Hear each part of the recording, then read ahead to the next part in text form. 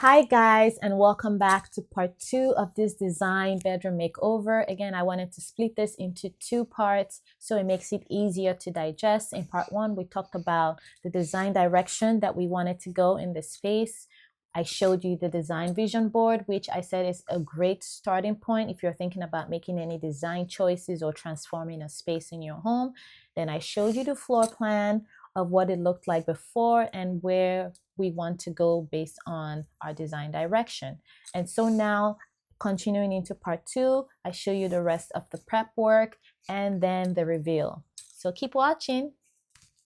And here I am just applying the wallpaper. I usually choose the peel and stick when I'm choosing wallpapers, but here I went with the non-pasted one, which means you have to apply a paste, and it does last a long time, but bear in mind also that taking this off can also really be a pain. So when you're choosing wallpapers and you're trying to figure out what application to use, whether it's peel and stick, whether it's non-pasted or pasted, make sure that you select the one that is right for you. And here I went ahead to install the pendant light, which I got from Amazon, which was also going to add to the lighting in this room.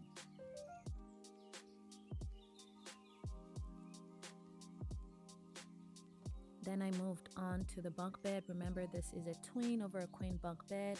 I swept it up, dusted it up, and then I used the crud cutter to also clean and degrease as much of any stains and any leftover messes on the bunk bed before I proceeded to prime and then started painting the bunk bed.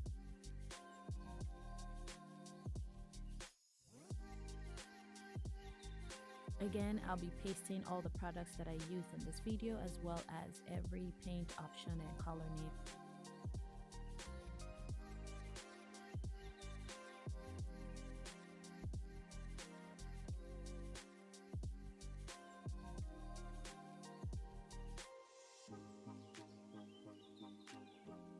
Then I went ahead to put together this bench, which I also plan to use for their toy storage, as well as a sitting area for the kids. It was pretty easy for me to put together as I like putting things together. And again, I got this off from Amazon. If you are someone that likes putting things together, then this was not a bad way to go at all. Basically, if you don't want to build a sitting area or bench from start, then you can do this, buy it from Amazon or somewhere like that, and then all you just have to do is build create a sitting area on top of it, which you'll see me do in a little bit.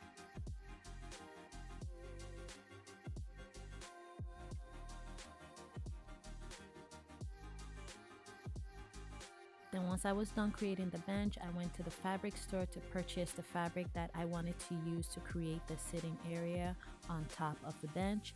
I wanted a fabric that would go well with the color options that I have going on in this room.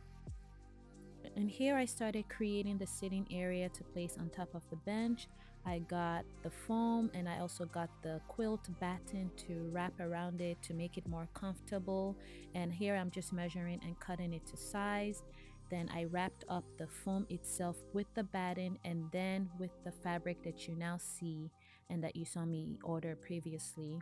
And the way that I'm sealing this up is with some spray adhesive, the Loctite spray adhesive. I will also be adding some hot glue to help me keep this together.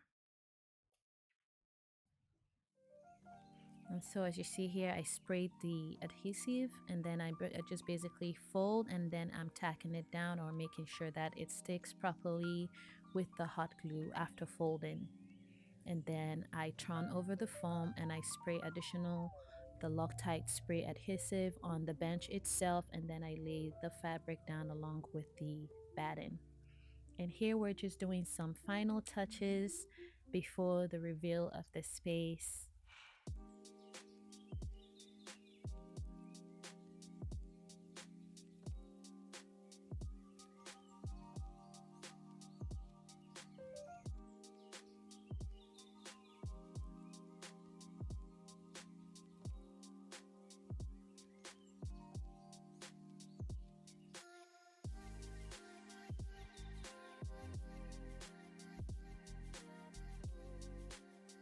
And now the reveal.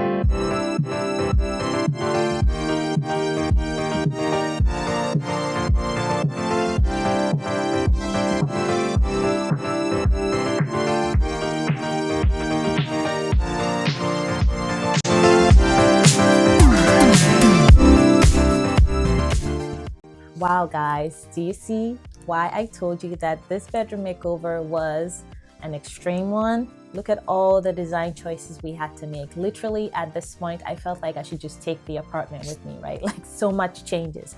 But anyway, let's recap on some of the things that we were able to do in this space. We used paint to enhance the natural lighting and the artificial lighting in this space. Again, making sure that the room is bright from what it was before. We also used high gloss paint, which you see in the ceiling when, during the transformation. And also that high gloss paint helps to reflect light around the room, again, making it brighter and more effective, right? One of the things that we also did here was add multi-purpose furniture, right, in the form of the bench, which they can now use to store their toys, and not only to store their toys, but to actually sit on it as well, right? To make it like a nook or a reading area. We added the rug as well, which again, they could use for their play area or just to be there and to read again, or to just, have their own conversations, do their own thing. We also, again, added hardware and other decor and accessories, such as you'll see that we updated the dresser, handles to the cute jeweled knobs.